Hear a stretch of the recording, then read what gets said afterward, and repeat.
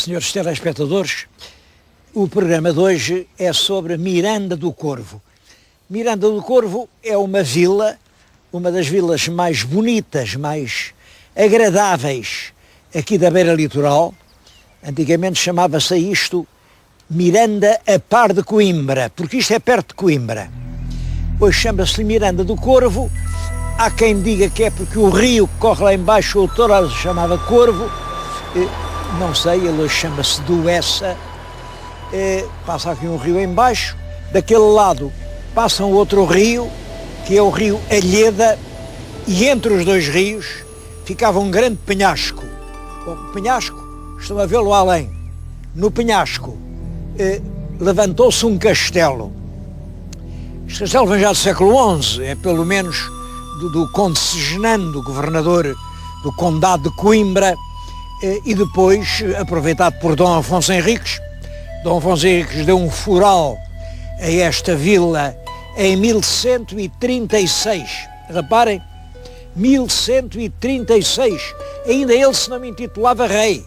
Dom Afonso Henriques era o conde herdeiro do condado portucalense. Era ele que mandava. Já tinha havido lá em cima o combate em Guimarães, em que ele se assenhoreou do governo do condado, enfim, e desenvolvia uma enorme atividade e reforçou este castelo. É, portanto, uma terra muito antiga, uma terra tão antiga como Portugal, ou mais, porque é claro que este Penedo provavelmente foi fortificado desde o Neolítico. Estes rochedos entre os dois rios eram verdadeiras fortalezas naturais que foram ocupadas desde épocas muitíssimo remotas. É desta terra, portanto, nascida há mais de 1000 anos, que hoje lhes quero falar, porque é realmente uma terra que tem uma história extraordinária, uma história humana, uma história ilustre e ao mesmo tempo comovedora. É desta história que eu hoje lhes quero falar.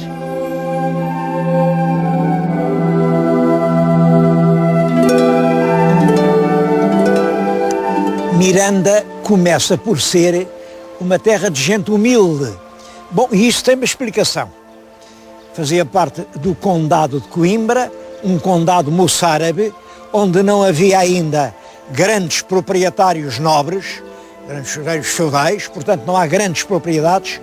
O que há é mosteiros, mas os mosteiros não tratam o campo com as suas mãos, dividem as terras em pequenas parcelas, pequeninas, e cada uma é agricultada por uma família que paga depois uma pensão, o foro, que é uma pensão enfitêutica, ao convento. O convento vive do trabalho de uma população humilde e essa população, cada um amanha a sua gleba.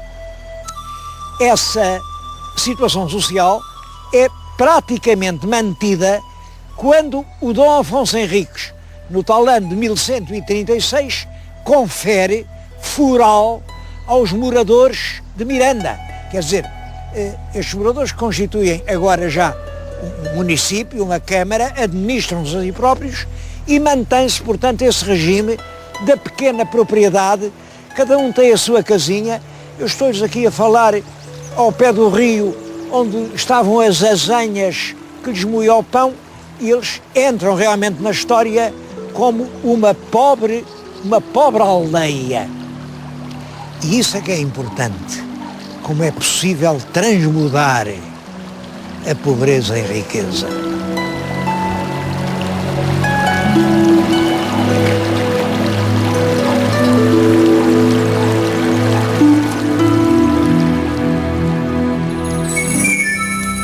O que é curioso é que foi a pobreza de Miranda que foi o alicerce da sua riqueza.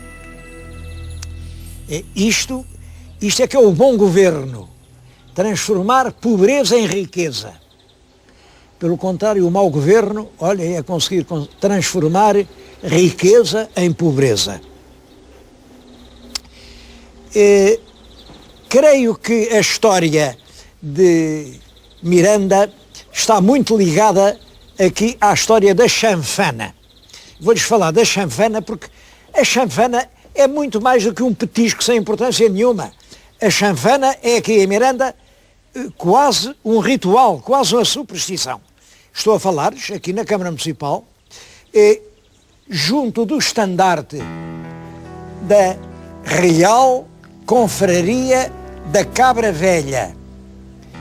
Este real não quer dizer, não tem nada a ver com reis. Real quer dizer verdadeira, verdadeira.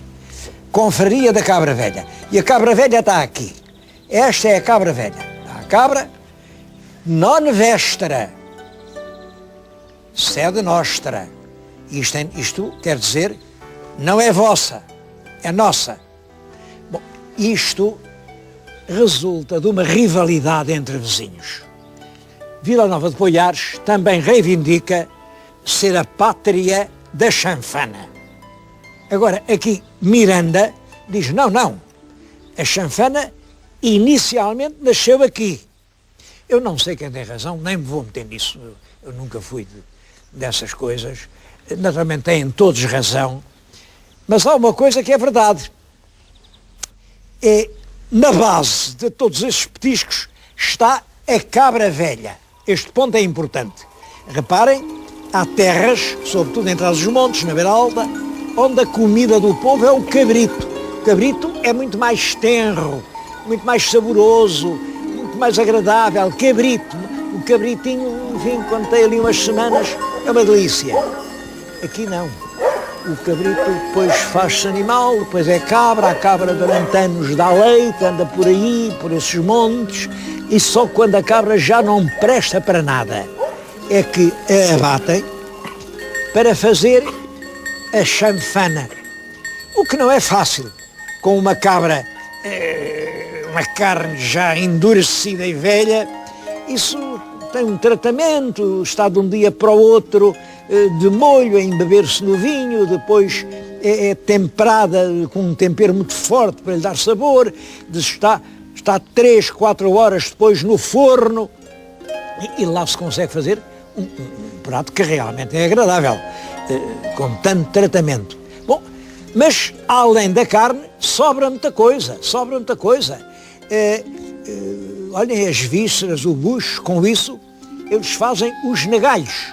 Os negalhos são também aqui um prato, vêm nos restaurantes aí, hoje há negalhos. Os negalhos é o interior da cabra transformado em pequenos petiscos.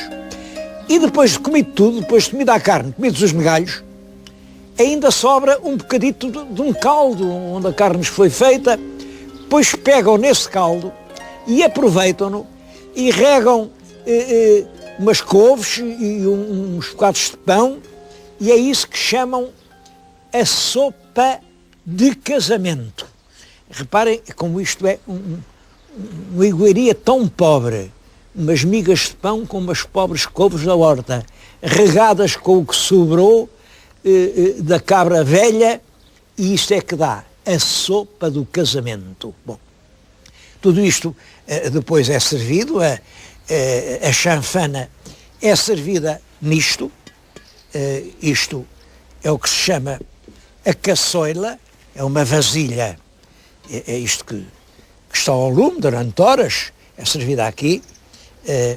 Aliás, esta até diz Miranda, capital da chanfana.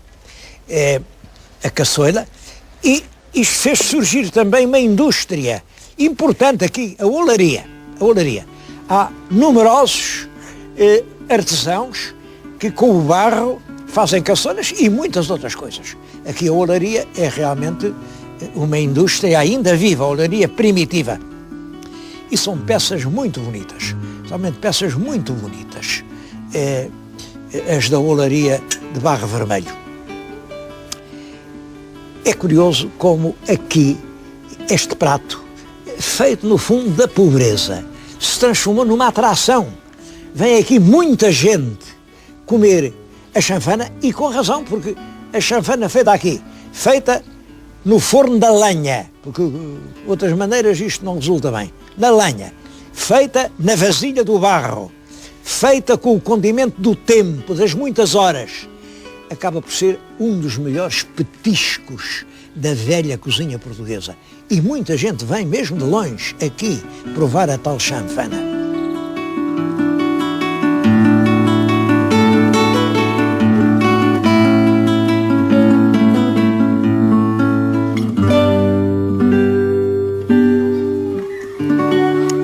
eu devo dizer que essa situação de relativa pobreza da povoação alterou-se muito, faz agora 100 anos. Exatamente em 1906, portanto, há 100 anos, chegou aqui o comboio. O comboio veio pôr esta terra muito perto de Coimbra. Daqui a Coimbra, meia hora de comboio. Portanto, isto hoje vive em função de Coimbra todos os dias. O comboio e os automóveis levam para Coimbra perto de 4.000 pessoas. Bom, isso alterou completamente o aspecto de Miranda do Corvo. Mas até à chegada do comboio era uma terra de pessoas modestas que tinham que se ajudar muito umas às outras. Bom, e eu acho que é dessa ajuda que vem este facto extraordinário. Miranda do Corvo é hoje o concelho português onde existe o maior número de instituições de ajuda social. Eu vim aqui falar-lhes numa delas, isto chama-se ADFP, é a Associação de Desenvolvimento e Formação Profissional. Com vez estou rodeado de crianças, é porque há aqui ajuda a crianças desamparadas, não tem outra família que não seja esta. Bom, mas não há só crianças, também ajudam pessoas idosas, ajudam pessoas com deficiências profundas. Esta associação ajuda cerca de 600 pessoas. Eu acho isto extremamente importante e não é só ajudar, enfim, a viver, também as instrui. Há aqui centros de formação de cerâmica, de vime, de artesanato, de tecidos. Quem aqui quer estudar, continua os estudos. Eles têm aqui rapazes aqui que estão a estudar em Coimbra. Quem quiser ter um ofício, aprende um ofício. E eu, que como sabem, tenho-me preocupado muito com o problema da família em Portugal. Aliás, tenho responsabilidades especiais ainda nesse domínio. Penso que as associações destas são cada vez mais precisas.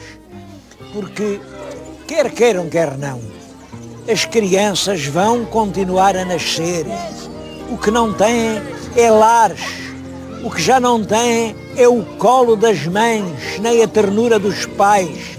É fundamental, é urgente criar instituições que possam substituir a família quando a família não exista. E neste ponto, Miranda do Corvo é um nobre exemplo a seguir pelo país. Todas estas crianças não têm um pai e uma mãe que olhe por elas, mas vivem aqui, são felizes e vão ter futuro.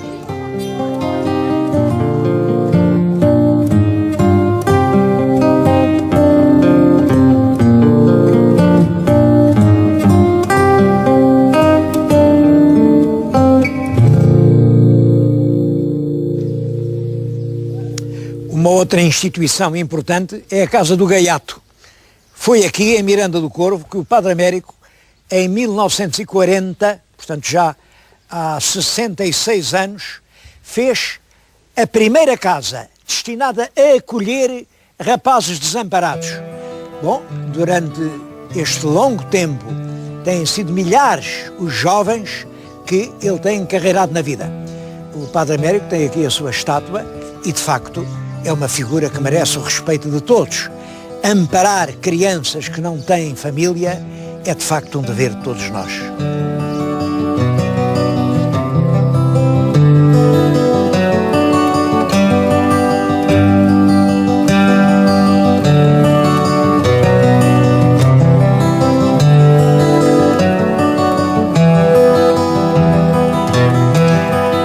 Duas outras instituições de bem-fazer são a SEARTE e a Caritas.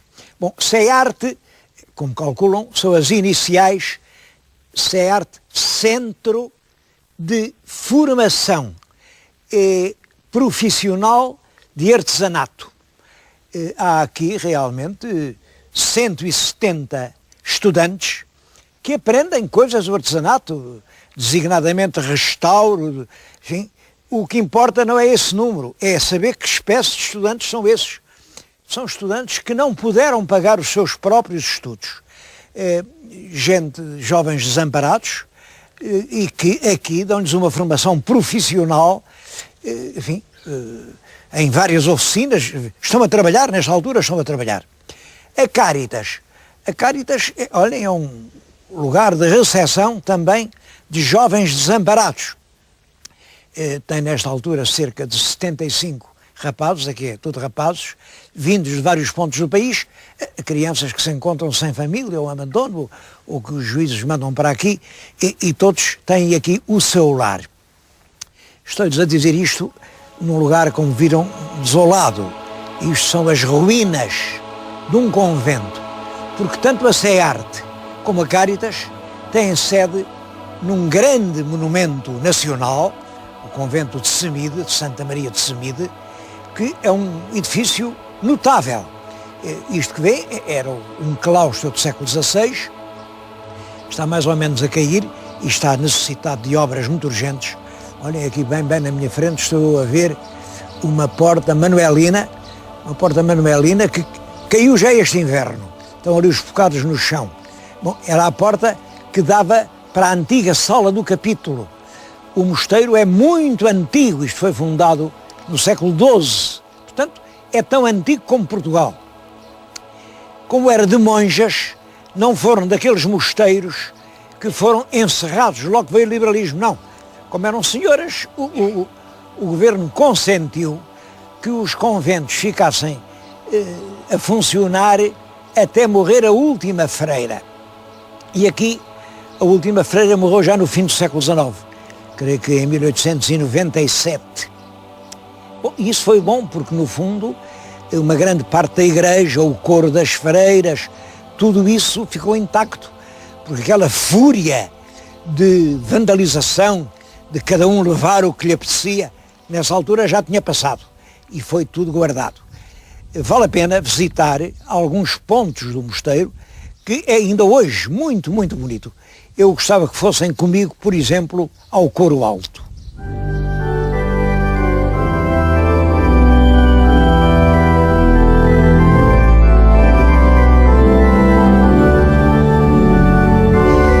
Do convento antigo resta ainda este cadeiral, onde se sentavam as monjas. Aliás, é metade do cadeiral, porque havia por baixo uma segunda ordem de cadeiras. Como aqui há 15, outras 15 ali, com a parte de baixo eram 60 monjas. É interessante porque por cima de cada está uma pintura de um santo. Isto era freiras da Ordem de São Bento e, portanto, são todos os santos e santas de que elas se lembraram, ligados à Ordem de São Bento. O primeiro, claro, é o próprio São Bento. É curioso que além também está o São Bernardo, como sabem, é o reformador, um dos reformadores da Ordem de São Bento, que introduz a regra de Cister. É notável aqui o órgão.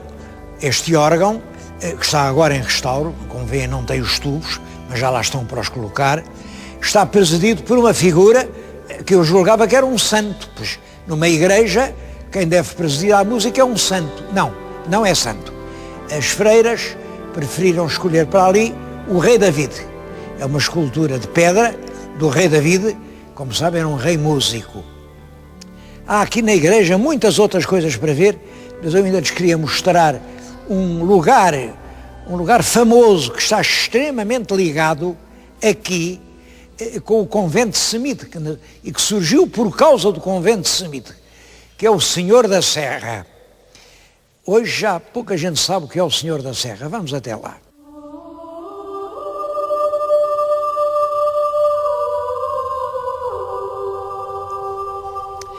O Senhor da Serra é um santuário que hoje está aqui no alto do monte, e o que se vê agora é uma construção revivalista até lá uma data, 1900.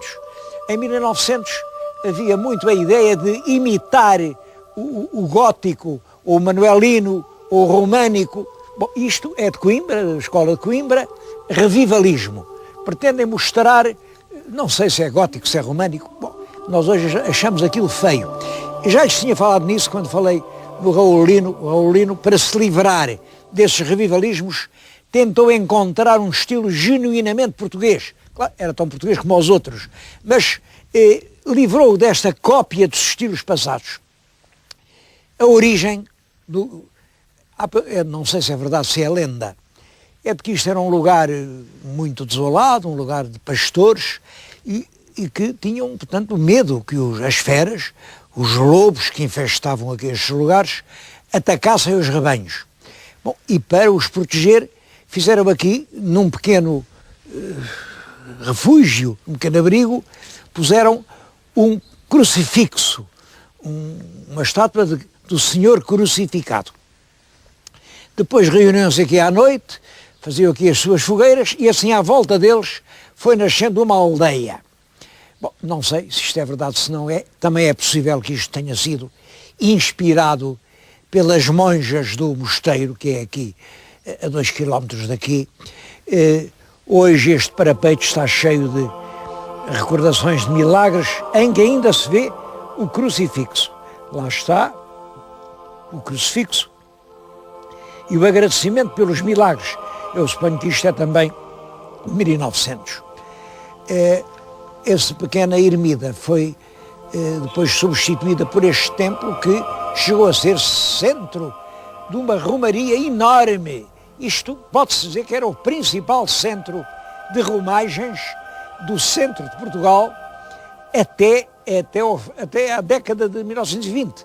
Aqui aparece Fátima e Fátima vai absorver a devoção portuguesa a partir de 1920. Mas antes disso é o Divino Senhor da Serra que realmente aqui vem fazer cumprir promessas, aqui vem pedir milagres. Bom, é um lugar realmente, e é um lugar muito bonito. Eu tenho pena de ter vindo hoje aqui num dia de nevoeiro. O que se vê, esta mancha azulada, é a Serra da Lousã, mas em dias claros, avisa-se mais longe a Serra de Estrela, é um dos mirantes mais bonitos que é em Portugal. Mas o senhor telespectador, o que tem a fazer, olha, venham até cá e aqui, do alto deste parapeito, vejam num dia mais claro esta paisagem prodigiosa.